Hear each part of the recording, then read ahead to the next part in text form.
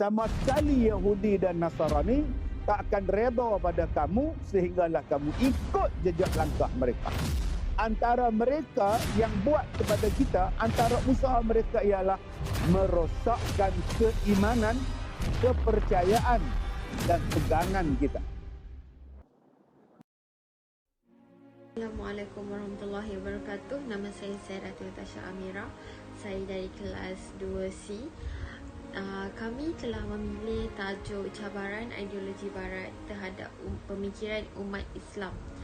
Kami telah memilih dua artikel, iaitu artikel serangan ideologi barat terhadap pemikiran umat Islam serta implikasinya terhadap iman, dan artikel yang kedua adalah sekularisme, faktor penyebaran dan langkah untuk mengatasi dari sudut pandangan Islam. Jadi di sini kami akan membentangkan dan menjelaskan sedikit sebanyak tentang artikel tersebut.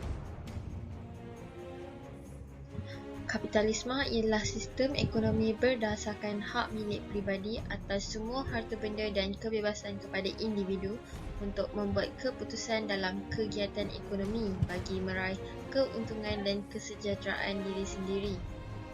Perkataan kapitalisme berasal daripada bahasa Inggeris iaitu capital yang bermaksud modal, yang telah diperkenalkan oleh Karl Marx pada abad ke-19. Kapitalisme telah muncul pada akhir abad ke-16. Kemisitan ekonomi telah memaksa golongan hamba memberontak menuntut keadilan. Pemberontakan terjadi disebabkan oleh fahaman dan semangat kebebasan yang tercetus oleh perasaan tidak berpuas hati ke atas kekejaman dan penindasan kerajaan ketika itu. Mereka mengadakan resolusi untuk merampas kuasa dan mendirikan negara yang aman dan bebas. Antara ciri-ciri kapitalisme ialah sistem yang melaksanakan riba, iaitu peminjaman wang melalui institusi kewangan yang dikenakan riba atau faedah. Kuasa penentu dan demokrasi adalah bilik pemodal.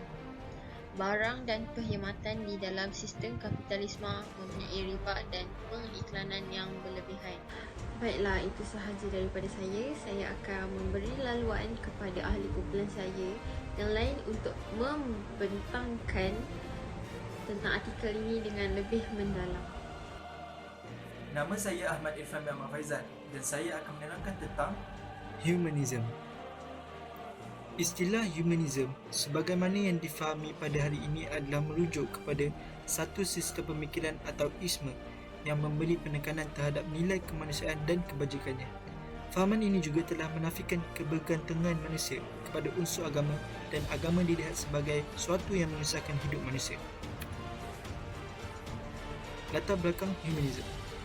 Fahaman humanism telah muncul di Itali seawal abad ke-14 lagi dan seterusnya telah meluas ke seluruh dunia Eropah. Namun, sehingga abad ke-18, pengertian dan konsepnya adalah tidak jelas dan difahami bukan sebagaimana pemahaman pada hari ini.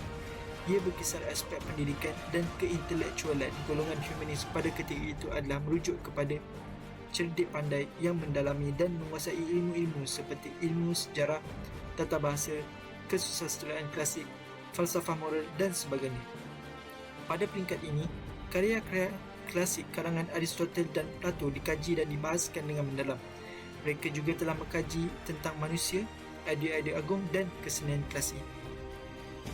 Doktrin Humanism. Menurut ahli syariati, humanism menekankan peranan akal fikiran, budi pekerti, keintelektualan dan kehendak manusia sendiri dalam menyelesaikan segala perkara yang terdapat di dalam dunia ini. James Alrozinger pula menjelaskan bahawa tiada sebarang kebaikan yang terkandung di dalam gagasan humanism tersebut. Ia adalah mirip atau serupa dengan fahaman ateism yang tidak mengakui kewujudan Tuhan. apakah kesan humanism terhadap iman umat Islam. Humanism akan menjejaskan kedudukan amal perbuatan zahir di sisi iman dan juga akan mendorong kepada pemikiran murji'ah, iaitu meletakkan iman semata-mata di dalam hati tanpa sebarang peranan dalam kehidupan lahiriah. Jadi saya akan memberikan laluan kepada rakan saya yang seterusnya. Assalamualaikum warahmatullahi wabarakatuh. Nama saya Muhammad Sulaiman dan hari ini saya ingin membincangkan tentang hedonism. Bawah tajuk besar serangan ideologi barat terhadap pemikiran umat Islam. Definisi hedonism. Hedonism iaitu dari segi istilah bermaksud pegangan atau pandangan hidup yang mementingkan keseronokan atau kesenangan hidup di muka bumi. Ia juga membawa pengertian yang berbeza mengikut perspektif falsafah yang berbeza, tapi dapat dijelaskan sebagai satu perkara yang mendatangkan faedah kepada pengamalnya tanpa perlu memikirkan kesan dan akibat terhadap diri, masyarakat dan negara. Penyebaran hedonisme ialah pertama, melalui slogan pemodenan. Pengaruh barat disebarkan melalui teknologi maklumat, komputer, teknologi telekomunikasi dan satelit yang sepenuhnya dikawal oleh barat. Kedua, melalui era globalisasi, membolehkan pemindahan nilai dan cara berfikir dari satu daerah ke daerah yang lain. Ketiga, melalui medium hiburan, iaitu nafsu yang menginginkan keseronokan dan kegembiraan.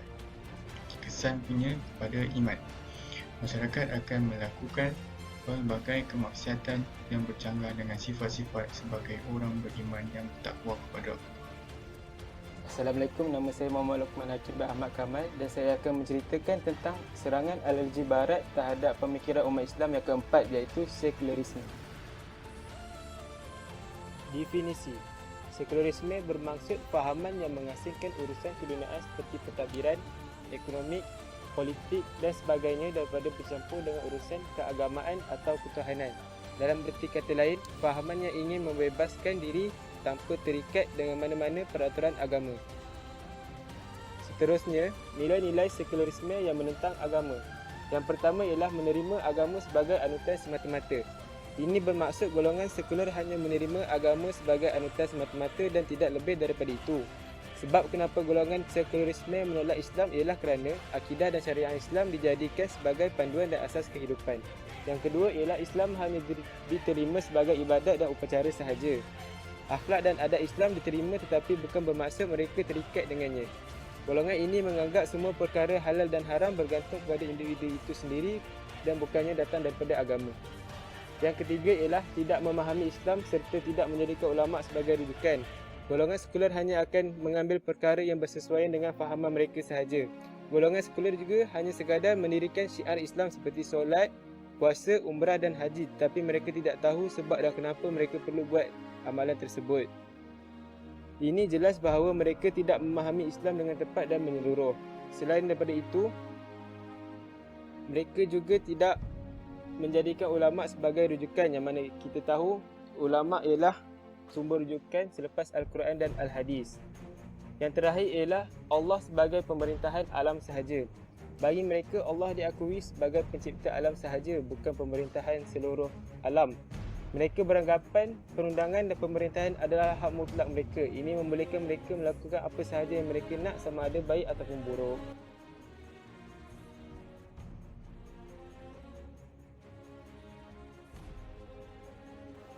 Assalamualaikum, nama saya Nur Syahira. Hari ini saya akan membincangkan tentang sekularisme di bawah tajuk serangan ideologi barat terhadap pemikiran umat Islam. Sekularisme dalam bahasa Arabnya ialah al-ilmaniyah yang diambil daripada perkataan bahasa Arab iaitu ain, lam dan mim yang bermaksud mengangkat martabat ilmu. Ia juga membawa maksud yang berbeza seperti tanpa agama atau tanpa akidah dan sesuatu yang tidak bersangkutan dengan rohani atau keagamaan. Seterusnya, sejarah sekularisme di Barat. Sekularisme pada mulanya telah muncul di Eropah, tepatnya di Itali pada abad pertengahan Masihi. Beberapa ahli falsafah di Eropah telah meramalkan tentang perubahan dan pembaharuan yang berlaku. Contohnya Francis Auguste Comte yang merupakan ahli falsafah sosiologi telah meramalkan bahawa akan terjadinya percambahan ilmu dan keruntuhan agama. Sedangkan di Malaysia, ideologi sekularisme ini diserap masuk ke Malaysia apabila British memperkenalkan sistem residen selepas perjanjian Pangkor 1874. Selain itu, ciri-ciri doktrin di ajaran sekularisme. Ianya bersifat terasing daripada aspek keagamaan, melatih para pendukungnya agar mengenepikan hal-hal akhirat dan secara tidak langsung mencari kehidupan di dunia semata-mata. Ia juga memperjuangkan ciri-ciri bersifat kebebasan, kebahagiaan dan kebebasan yang tiada sempadan. Seterusnya, ia juga menampilkan ciri-ciri yang tidak tetap dan tidak mutlak. Nama saya Putra Fikri Azhar Raizat dan saya pula akan menerangkan tentang faktor-faktor sekularisme. Faktor utama adalah terjadinya pergolakan di gereja kerana golongan gereja berubah dengan sangat ketara. Golongan telah berluasa sampai maruah mereka jatuh di kalangan masyarakat. Selain itu, perkembangan teknologi binaan dan proses pembangunan masyarakat telah menyebabkan alfa terhadap nilai-nilai agama Kristian. Mereka sedikit demi sedikit berlumba-lumba untuk memperolehi kekayaan dan harta. Pelbagai teori baru dikeluarkan oleh tokoh-tokoh yang berbakat semasa perkembangan ilmu. Setengah masyarakat tidak dapat menerima perkembangan ini kerana ahli-ahli astronomi ini mengemukakan teori yang berlawanan dengan agama Kristian mereka. Campuran pahaman ini menimbulkan rasa tidak berpuas hati di kalangan masyarakat atas perkembangan yang mereka lalui. Mereka cenderung untuk mengejar keseronokan dan kemewahan yang baru yang berlainan dan berlawanan dengan ajaran mereka dan ketuhanan mereka. Seterusnya, perkembangan ekonomi yang tumbuh dengan cepat. Masyarakat dunia barat mengetepikan nilai agama mereka kerana mendapat rangsangan daripada kebangkitan ekonomi yang maju. Juga pengaruh ilmu falsafah moden juga mempengaruhi wujudnya sekularisme di kalangan masyarakat barat. Timbulnya keapan tanggungjawab di kalangan pendeta dan pendiri Kristian terhadap aktiviti gereja dan biara kerana pelibatan mereka dalam ilmu falsafah yang jelas menarik perhatian mereka.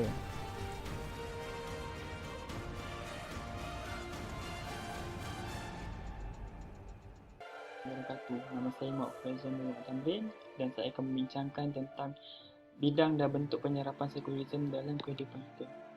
Bagaimana mereka dapat bentuk penyerapan sekularisme dalam kehidupan kita? Mereka berjaya dengan keupayaan ilmu dan teknologi yang dimiliki serta pengalaman dan penjajah barat. Terdapat dua cara penyebaran sekularisme yang ingin saya tekankan, iaitu melalui bidang pendidikan dan melalui undang-undang. Penyebaran sekularisme melalui pendidikan. Ianya berlaku melalui sekatan pengajian Islam serta material dan moral. Sekatan secara material ialah pengajian yang jauh dari penekanan agama Islam dan sekatan secara moral ialah memperlekehkan golongan penuntut agama dan membezakan antara guru-guru agama dan guru-guru subjek lain.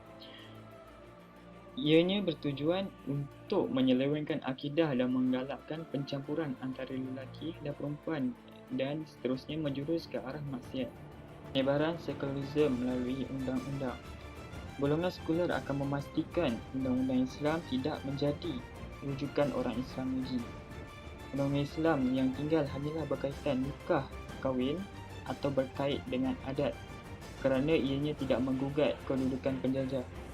Jika ada yang membantah atau melakukan perkara-perkara berkaitan Islam, mereka akan menerima tekanan hebat dari pihak barat dan golongan sekular dalam negara mereka sendiri. Itu sahaja daripada saya. Sekian, terima kasih. Hai, nama saya Syahrul Izam. Seterusnya saya akan menerangkan tentang penyebaran sekularisme di dalam penulisan dan media massa, implikasi dan kesan terhadap umat Islam serta langkah-langkah bagi mengatasi sekularisme daripada menyebar di negara kita. Penyebaran sekularisme melalui penulisan dan media massa. Terdapat beberapa cara yang diambil bagi menyebarkan sekularisme melalui penulisan dan media massa. Yang pertama, melalui pengajian dan pembelajaran. Ia mampu tersebar melalui pembelajaran yang dapat melibatkan ribuan pelajar serta mengubah fikiran para pelajar. Yang kedua, melalui rancangan hiburan dan kereta akhbar serta media sosial yang mampu menarik perhatian penonton serta memperkenalkan sekularisme. Seterusnya, implikasi dan kesan terhadap keluhuran beragama di kalangan umat Islam. Ia mampu memberikan kesan kepada umat Islam serta imej Islam dan menyesatkan umat Islam. Ia juga mampu meruntuhkan akhlak umat Islam serta menimbulkan perasaan was-was terhadap ajaran agama Islam. Seterusnya, langkah-langkah mengatasi fahaman sekularisme dari sudut pandangan Islam. Yang pertama, merujuk Al-Quran dan Al-Sunnah. Ia merupakan satu-satunya kitab yang dipercayai umat Islam dan rujukan bagi para umat Islam. Yang kedua, memperketatkan ajaran Islam dan undang-undang Islam kerana ia mampu menyekat penyebaran sekularisme. Yang ketiga, media massa. Ia mampu membantu kita bagi menyekat unsur-unsur sekularisme daripada tersebar di negara kita.